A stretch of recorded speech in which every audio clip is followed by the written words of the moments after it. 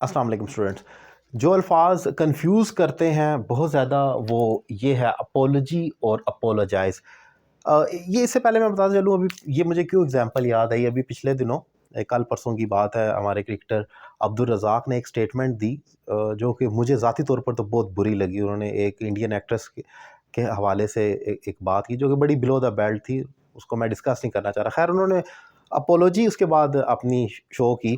अब उन्होंने एक फ़िक्रा जो बोला वो खैर हाँ, उनकी इंग्लिश तो अच्छी नहीं है ऑब्वियसली, इसमें हमें कोई शर्म की बात भी नहीं, वो प्लेयर हैं, ये उनकी कोई फील्ड नहीं है। लेकिन मैं सिर्फ क्योंकि रिलेट करना चाह रहा हूँ एग्जांपल को, ताकि आपको याद रहे, इसलिए रिमाइंड कर रहा हूँ। तो उन्होंने जो एक गलत फ़िक्रा बोला, I am apology to Aishwarya, इस तरह कुछ कहा। एंड पर वो उन्होंने कहा आई एम अपोलॉजी टू, इस तरह कुछ कर तो वो गलत फ़िक्रा है। अब वो क्यों गलत है, या अपोलॉजी का इस्तेमाल कैसे होता है, या अपोलॉजी और अपोलोजाइज में क्या फ़र्क है, ये चीज़ समझानी है।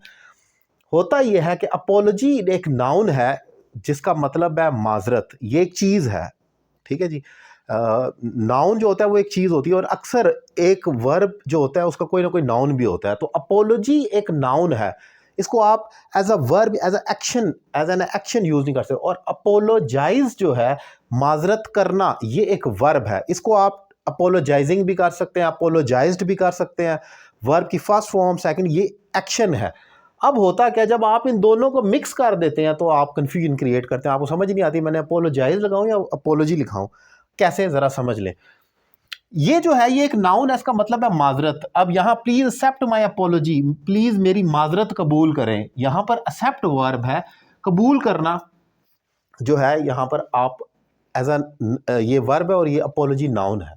जैसे ही एक्सेप्टेड माई अपोलॉजी, उसने मेरी माजरत कबूल की, तो ऑब्वियसली अगर मैं एक्सेप्टेड कह रहा हूँ वो मेरा वर्ब होगा, अपोलॉजी नाउन है, फिक्रे के एंड पर आ रहा है। और अगर ये वर्ब है तो फिर ये कौन सा टेंस हुआ जिसमें वर्ब फिक्रे के एंड पर लगा हुआ है। एक कॉमन सा सवाल खुद से पूछ लें, अगर आपको लगता है नहीं ये वर्ब है, अगर वर्ब है तो फिर कोई टेंस भी तो होगा ना जो जिसमें ये एंड पर एक वर्ब आ रहा है। ऐसा दुनिया का कोई फिक्रा है ही नहीं एक्टिव पैसिव में या इस तरह स्ट्रक्चर में जो वर्ब बिल्कुल एंड पर पड़ा हुआ हो, ठीक है जी। पैसिव में होता है लेटर इज रिटन, लेकिन वो it makes some sort of sense. लेकिन ये नहीं होता सब्जेक्ट भी, ही एक्सेप्टेड, सब्जेक्ट भी मौजूद है और वर्ब एंड में पड़ा हुआ है, तो ऐसा नहीं हो सकता, ये गलत हो जाएगा। तो ये यहाँ पर एक नाउन के तौर पर इस्तेमाल हुआ। और ये अपोलोजाइज, इसका मतलब है माजरत करना, ये एक्शन है। उस माजरत को जो कि नाउन है उसको अदा कर देना अपने मुंह से, जैसे भी रिटन फॉर्म में, जैसे आई अपोलोजाइज टू यू, मैं आपसे माजरत करता हूं। देखें ये ऑलमोस्ट एग्जाम्पल से, लेकिन अब यहां पर आई अपोलोजाइज का पूरा मतलब ही माजरत करना है। मैं आपसे माजरत करता हूं, इस वर्ब के अंदर ही आ गए, प्रेजेंट इंडेफिनिट टेंस और वर्ब की फर्स्ट फॉर्म आ गई है। यहां तक आपको समझ आ गया, ये वर्ब है, ये नाउन है। लेकिन अगर मैं ये कह दूं आई एम अपोलोजाइज,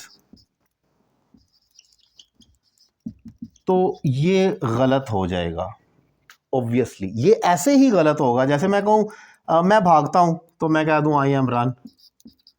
ये कौन सा टेंस हुआ, I am run, it makes no sense. Present indefinite tense है ये, तो उसमें तो हेल्पिंग वर्ब आता ही नहीं है, उसमें तो ऐसे ही हम लिखते हैं। इसी तरह अगर मैं ये टेंस गलत है तो उसमें ये इसमें हम नहीं आना चाहिए। आई अपोलोजाइज का मतलब मैं माजरत करता हूँ। सो गलती ये होती है कि हमें पता ही नहीं लगता कि वर्ब किधर है, नाउन क्या है। तो अगर आपको इन चीज़ों में कन्फ्यूजन होती है तो कम से कम खुद पर इंग्लिश के हवाले से ये एहसान करें, वर्ब और नाउन का डिस्क्रिमिनेशन सीख लें कि एक वर्ब क्या होता है और एक नाउन क्या होता है। वर्ब एक्शन होता है, खाना, लड़ना, पीना, दौड़ना, और वो वर्ब के तौर पर काम करता है फिक्रे में।